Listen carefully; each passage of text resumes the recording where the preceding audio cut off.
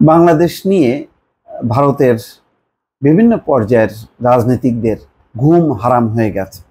ত্রিপুরার মুখ্যমন্ত্রী বলছেন যে বাংলাদেশে যেভাবে চলছে, অর্থাৎ বাংলাদেশ যেভাবে চলছে সেভাবে চলতে পারে না, মানে বাংলাদেশ কিভাবে চলবে সেটা তারা ঠিক করে দেবে।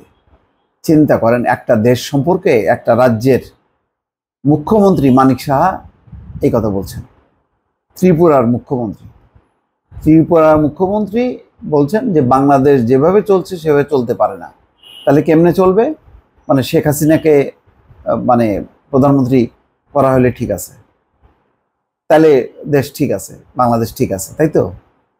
ওই যে ডক্টর মোহাম্মদ ইউনূস বলছে না, বা অন্য উপদেষ্টারা বলছে যে এই ভারতীয় রাজনীতিকদের মাথা থেকে হাসিনা এবং আওয়ামী লীগের ভূত যতক্ষণ না নামবে ততক্ষণ পর্যন্ত আসলে ভারতের সাথে সম্পর্ক ঠিক থাকবে না। এখন দেখেন, কথাই বার্তায় তাই হচ্ছে। সেই ত্রিপুরার মুখ্যমন্ত্রী সেও একই কথা বলতেছে ভারত ছাড়া বাংলাদেশের পরিস্থিতি উন্নত হবে না, বাংলাদেশ যেভাবে চলছে সেভাবে চলতে পারে না। হ্যাঁ, এই যে শুক্রবার বিশ্ব পর্যটন দিবস উপলক্ষে আয়োজিত এক অনুষ্ঠানে তিনি এই কথা বলতেছেন। এই সময় ত্রিপুরার মুখ্যমন্ত্রী বলেন, বাংলাদেশের স্বাধীনতা সংগ্রামে ভারতের অবদান তাদের মনে রাখা উচিত। রাখলাম, তাতে কি করতে হবে? এখন বাংলাদেশ নিয়ে কথা বলে লাভ নেই।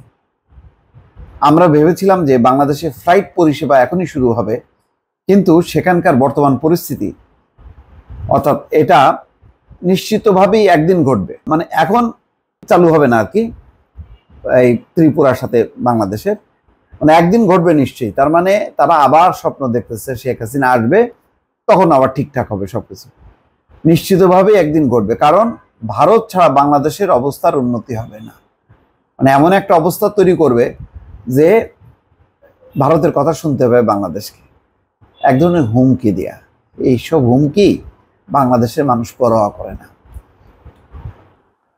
এই সময় তিনি বাংলাদেশের মুক্তিযুদ্ধের ভারতের অবদানের কথা তুলে ধরে বলেন, তাদের বোঝা উচিত আমাদের সেনাবাহিনী যে ত্যাগ স্বীকার করেছে এবং বাংলাদেশের স্বাধীনতার জন্য আমাদের জনগণ যে সহায়তা দিয়েছে তা ভুলে যাওয়া উচিত নয়। হ্যাঁ, আমরা স্বাধীনতা পেয়েছি, তোমরা পাওনি। তোমরা যে পাকিস্তান দ্বিখণ্ড হওয়াতে পাকিস্তানের শক্তিটা কমলো, সেটা তোমাদের বড় অর্জন না? আমরা আমাদের স্বাধীনতা পাইছি, কিন্তু তোমরাও তো কম পাও না, এটা আমরা জানি না? এটার জন্যই তো তোমরা আমাদেরকে সাপোর্ট দিছো। মানিক শাহ আরও বলেন, আমি তাদের বারবার বলবো, মনে রাখবেন ত্রিপুরার জনগণ কিভাবে আপনার স্বাধীনতার জন্য সাহায্য করেছিল। আমরা সম্ভাব্য সব উপায়ে সাহায্য দিয়েছি। বাংলাদেশে যেভাবে চলছে বাংলাদেশ সেভাবে চলতে পারে না। বাপরে বাপ, এখন সাহায্যের বিনিময়ে আমরা কি করব? মানে ঝেড়ে কাটতেও এদের ভয় লাগে। এখন লজ্জা, নির্লজ্জ। বাংলাদেশে একটা স্বৈরতন্ত্র প্রতিষ্ঠিত হয়েছিল, সেই স্বৈরতন্ত্রের বিরুদ্ধে মানুষ গণঅভ্যুত্থান করছে। 10 কোটি মানুষ, 18 কোটি মানুষ গণঅভ্যুত্থান করছে, বিদায় নিছে, হাঁপ ছেড়ে বাঁচছে স্বৈরতন্ত্রের হাত থেকে। এটা সহ্য হচ্ছে না। তাহলে এখন কি করতে হবে? এরা হলো মানে কি বলে, বর্ণচড়া, মানে সোজা কথা বলতে পারে না, ওই বলার মতন নৈতিক সাহস এদের নেই। দর্শক ভালো থাকবেন, আল্লাহ হাফেজ।